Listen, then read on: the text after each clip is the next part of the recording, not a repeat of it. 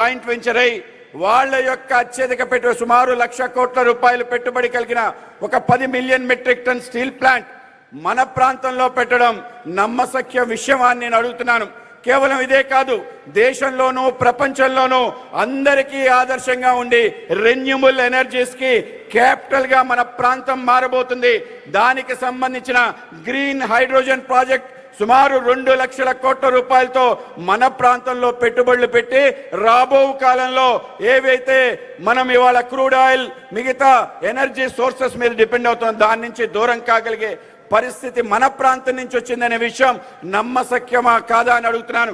కేవలం అదే కాదు, మన ప్రాంతంలో దేశానికి సంబంధించిన రక్షణ భద్రత సంబంధించి అనేక రకాల విషయాలు ఇసీమ్ లాంటి పెద్ద కంపెనీలు ఏరోనాటికల్ సంబంధించిన ఫైటర్ జెట్ ప్లాంట్స్ అలాగే దేశ రక్షణ సంబంధించిన మిసైల్స్ అనేక రకాల అమ్యునేషన్ మన ప్రాంతాల నుంచి తయారవుతుందనే విషయం మనం నమ్మశక్యమని అడుగుతున్నాను. ఇటువంటి అనేక రకాల నమ్మశక్యం కాని అంశాలన్నీ కూడా గత 2 సంవత్సరాల్లో మన ప్రాంతం నుంచి జరిగిందనే విషయం మనందరం కూడా మన కళ్ళతో చూస్తున్నాం.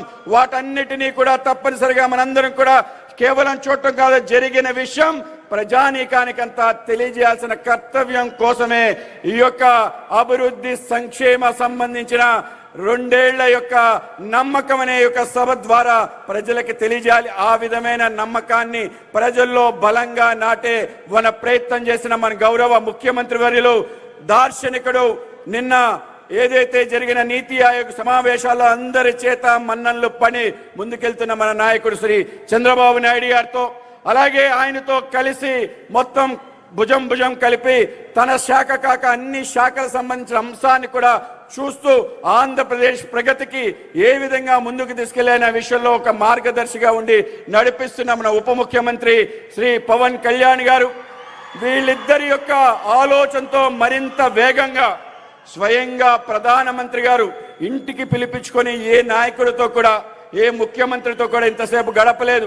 అనేక రకాల విషయాలు మాట్లాడుతూ నువ్వు చేసే పను ఏ విధంగా తీసుకెళ్తున్నావు ఆయన ఆ విధంగా అభినందించిన వ్యక్తి మన యొక్క ఐటీ శాఖ మంత్రి వర్యులు శ్రీ నారా లోకేష్ గారికి అలాగే మన ఆంధ్రప్రదేశ్కి ఏం కావాలి అన్ని రకాల విషయాలు కేంద్ర కేబినెట్ లో ఉంటూ ముందుకు నడిపిస్తున్న వ్యక్తి మనందరి యొక్క నాయకుడు మన యొక్క రామ్మోహన్ నాయుడు గారికి అలాగే మన పెంబసాని చంద్రశేఖర్ గారికి వేదిక పైన ఉన్న ఇతర మంత్రివర్గ సహచరుల మంత్రివర్గ సభ్యులందరికీ ముందున్న ఎమ్మెల్యేలకి అలాగే ఎమ్మెల్సీలకి అనేక రకాల చైర్మన్లకి అలాగే ఈ యొక్క కార్యక్రమానికి విశేషంగా విచ్చేసిన 3 పార్టీల సంబంధించిన నాయకులందరికీ అలాగే మనందరినీ ఈ విధంగా నడిపించడానికి ముందుకెళ్ళడానికి కారణమైన కార్యకర్త సోదరులందరికీ కూడా ముందుగా చేతులెత్తి నమస్కరిస్తూ ఈ ప్రభుత్వం కేంద్ర రాష్ట్ర ప్రభుత్వాలు 12 సంవత్సరాల ఎన్డీఏ పరిపాలన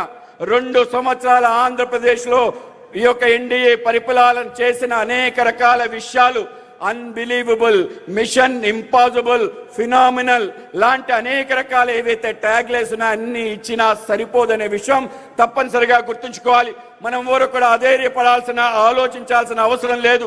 అనేక రకాల దుష్ట శక్తులు వీటిని దూరం చేసే ప్రయత్నం చేస్తారు. నిన్న స్టీల్ ప్లాంట్ లో దొరకడం జరిగితే అనేక రకాల విషయాలు మాట్లాడారు, వచ్చారు, అక్కడ జనాల్ని తప్పుదోవ పట్టించే ప్రయత్నం చేశారు. స్టీల్ ప్లాంట్ కష్టాల్లో ఉంటే గతంలో వాజ్పేయి గారు చంద్రబాబు నాయుడు గారి నేతృత్వంలో దాన్ని రక్షించి ముందుకు తీసుకెళ్లారు. లేకపోతే స్టీల్ ప్లాంట్ లేదనే విషయం గుర్తుంచుకోండి. మరొకసారి ప్రమాదం వచ్చింది, తప్పనిసరిగా ఈ ప్రమాదం జరగదని చెప్పి క్యాపిటల్ ఇన్ఫ్యూజన్ చేశారు, ఈక్విటీ ఇన్ఫ్యూజన్ చేశారు.